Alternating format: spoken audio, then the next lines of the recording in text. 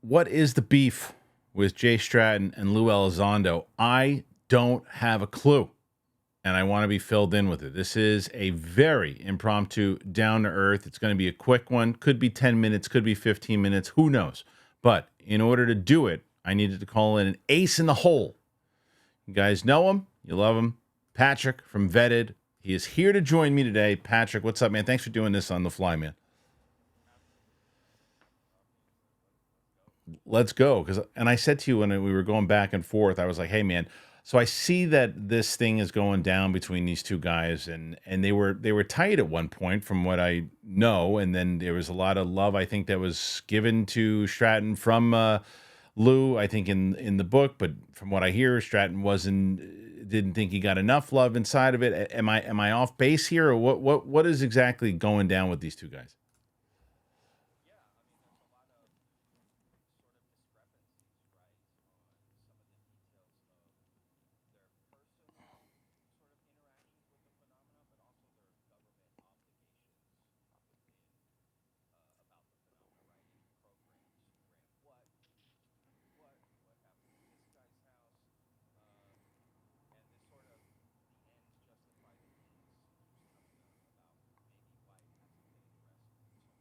Yeah,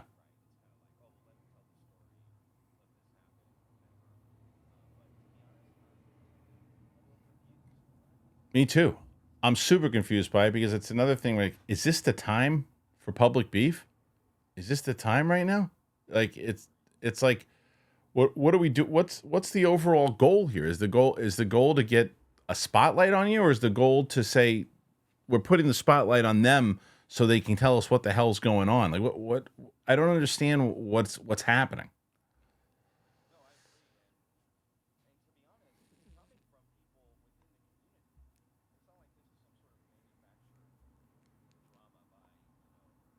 Right.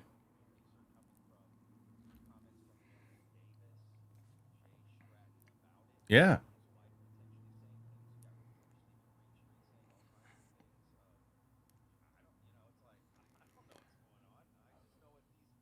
And what are they saying exactly? So they're saying that because so we know that Green Street, if Lou Elizondo said he took a dump in the morning, Green Street says no, you didn't. It's like so when it comes to that, I don't know, because it seems like Green Street has a personal beef with Lou, whether he believes him or not. It's another story. He's got a beef with him. So I'm sure that if I was going to ask you, I don't even know, but if I was going to ask you, what's he saying? You're saying he's saying Lou's a fraud. Am I wrong? Right. So I mean that's predictable. So, but the other side of it is what's not predictable is what Stratton is saying, because they were on the same page.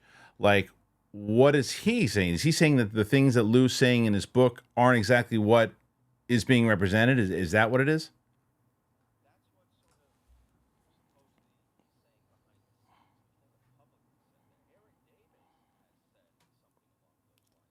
Okay.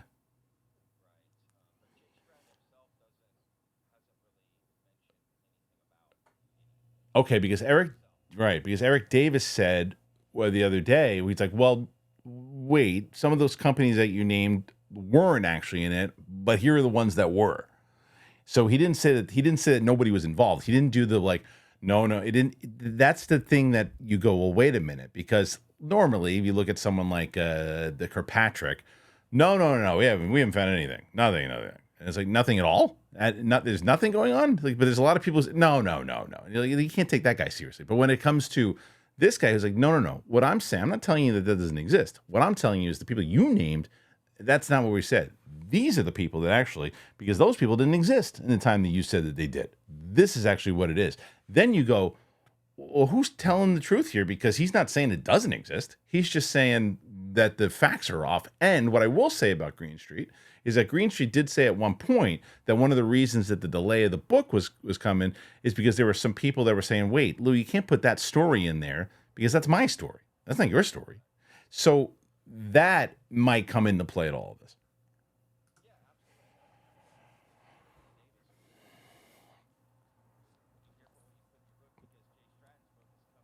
Mm,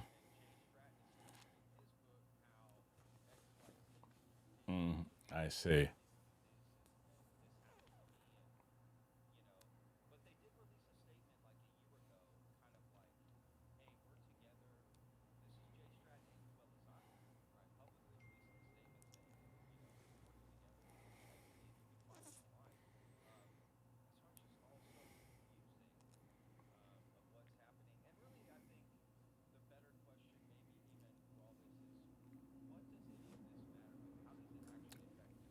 Right.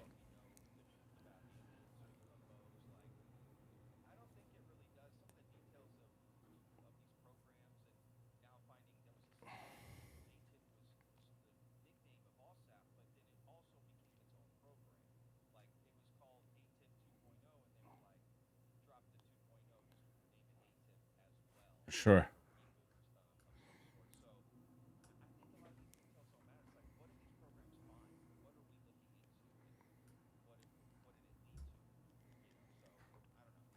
Yeah, and so I am very curious in how that's going to pan out. I don't know. I really don't know how what they're going to do there. So, it doesn't go back to your question about how it with disclosure and how that works out. Um, it's you get all this. You know me, I've always talked about the how important it is for mainstream media to cover this because it gets people talking. And CNN, MSNBC, they all covered Lou. They were all covering him. They were all had him on the show. They were doing it. So the last thing in the world you want to happen afterwards is then it's like, well, no, that guy's stories, he actually took these guys' stories, and then that becomes the story when it should be like, what the hell is flying around in the sky, and what are we working on behind closed doors?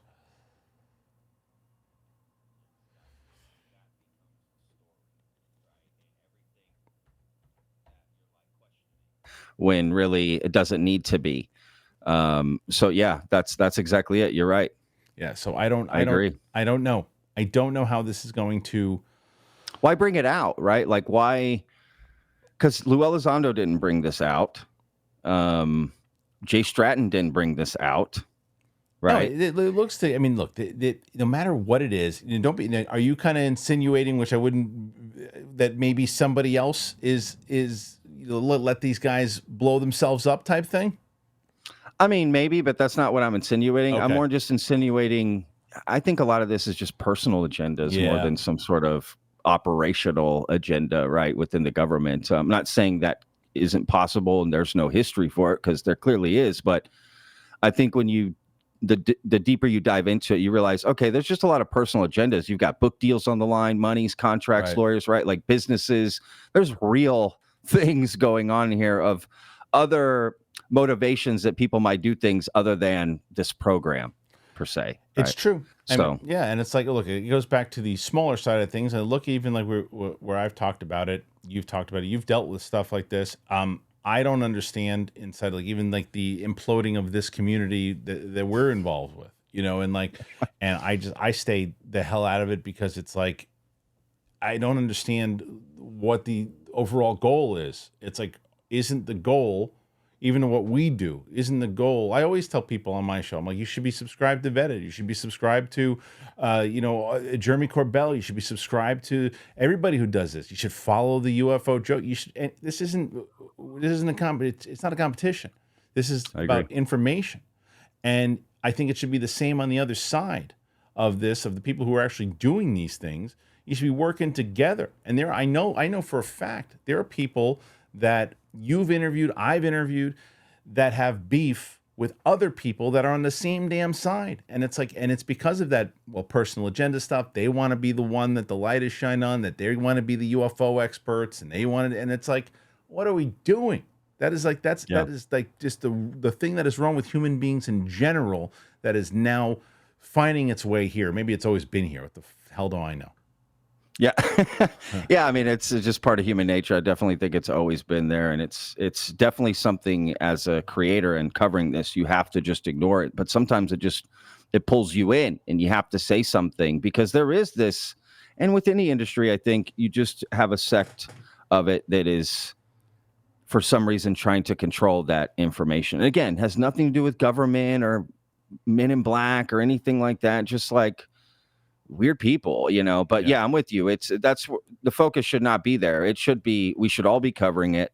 The more the topic grows, the better. Nobody's going to be focused on what did Patrick say on March 12th, Right. 2024. He said this specifically about Right. UFO. Like nobody Right. cares. Like let's grow the conversation. That's all we need to do. Asking questions, speculating theories, interviews, Right. covering stuff, showing videos, right? Like that's it. Because it's going to be Grow a it. thing, because the whole point is what we hope that whether it's our stuff, other people's stuff, that they're essentially archives as each year goes on, that more information goes on, that you go back and go, oh, there were people that were covering this 2-3 years ago, right after the Grush hearings. There were people that were covering this right when this was going on. Oh, remember when Lou's book came out, and then that stuff came out with Stratton, and these people, and you're talking about people, and I'm talking about people right now that are tuning in and watching, I don't know, Bluey with their kids.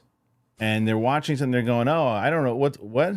Aliens? UFO? What are you talking about? Is that a new Spielberg movie? Well, yes, but that's not what we're talking about. It's like this is, and they have no clue, but they will. I'm confident in it. I'm confident in it. There were people, because I was that person a year ago. I was that person. And then it was like, now people want me to shut the hell up about this stuff. And I can't. Yeah. Because I want to hear more about it. And I know there's always new information. And clearly, from what you're doing, there's always new information. You and I were in the same spot where we were not believing in stuff, but we were skeptical on just like, yeah, they keep saying, well, this is coming, and this is coming, and this is coming. It seems like nothing. It seems like there's more of a push right now than there was before. Are you feeling the same way? Yeah, definitely. Absolutely. Yeah. Does it come in waves? Is that part of it? But yeah, I definitely think there's a push. I mean, we've clearly gone farther in this topic than we ever have. Right. And you hear this thing about, is it moving the needle? Is this, person coming out going to move the needle? Is this legislation going to move the needle? Is this book, documentary going to move the needle? And it made me think about it. And I thought, we can't control the needle. Right. The needle will move. It's like, that's not the responsibility of the person putting out the thing or coming out with the story, or here's this picture or video, right? Like, they can't control if it, quote unquote, moves the needle. Right. You know what I mean? You can only put it out. So the responsibility is on how we take in the information, not the information that's available, but more adjusting and learning how to take in information. That's the crucial part that we need to start learning. And it's kind of just hit me recently, if I'm being honest, right? Like, because there's so much information and data out there. So much. I mean, that's why I literally had to like text you today and say, like, what's going on with all this stuff? Because I'm like, because right now I'm managing 3 freaking channels, and if I for a second I'm like so busy, I'm just like, I'm going, okay, if I for a second turn my head away, I turn back around, and now all this information is coming on. I'm like, wait, this person, they don't like each other anymore. When did that happen? And totally. Yeah, you never know. You never know. And it's with like, that stuff, absolutely. It's just such a bummer that's what's going on. That's a bummer that's what's going on, when it should be no. Stratton actually is corroborating with Lou, and he's got this information, and then Lou's actually going to speak on his book, and they're going to do this because, as we mentioned, people like Green Street and other people, whatever the reason is that they're going to have their. Have you ever spoken to him, by the way? I feel like you talk to all the naysayers. Who, Green Street? Yeah. No, I've tried to. I tried to interview him, get him on the show, and he wouldn't come on. He wouldn't do it, huh? No, he wouldn't do it. Really? I feel like that guy wants to talk to everybody. He doesn't want to talk to you, huh? Maybe that would. He doesn't do many interviews, dude. If you notice, he doesn't. I'm sure lots of people have tried to have him on. I'd love to see that conversation. He'll do interviews or take questions in the spaces in the X space. If you're in an X space with him, I have noticed him be very open and I really have no issue with Green Street. I don't either. He's a reporter. He's a reporter, except that he literally came and started trolling Vetted on every post I made every day, because I do a video every day, so I make a post every day. And he was just coming in and causing havoc in my comment. I was like, dude, what are you doing, man? I got to block you now. I don't want to do that. I don't like blocking people. I mean, like I said, I don't agree with anything that he says, but I give him, he should be absolutely allowed to do exactly what he's doing. I think that it's like, because look, there are sides, and he could be, I don't think this is going to happen, but he could be on the side of like, hey, see, told you, nothing to see here. Who's to say? We have no information to say that either side is right now. He's on the side that goes, well, you can't show me anything. So right now my side's winning. And that's fair to say at the point. I don't believe in that. I think there's so many arrows pointing in one direction. And he was that guy at one point too. He thought all those arrows were pointing somewhere too. And he, for whatever reason, now feels the exact opposite. And there's tons of people who feel that way, feel they're misled or whatever it might be. So, but I don't have any interaction with the guy, so I have no idea. All I'm saying is can tell, like in the same way that there's certain times when I know before a movie comes out, there's going to be a channel that hates it. They haven't even seen it yet, but because a company made it, 100%. it, they hate it, and that's him. I think that you could go. I think that a UFO could land on his lawn with 6 aliens and say, "Hey, would you want to go watch a movie with us?" And you go, "Those are just people in suits." You know, I just think that he's just that's what he wants to be right now, and that's fine.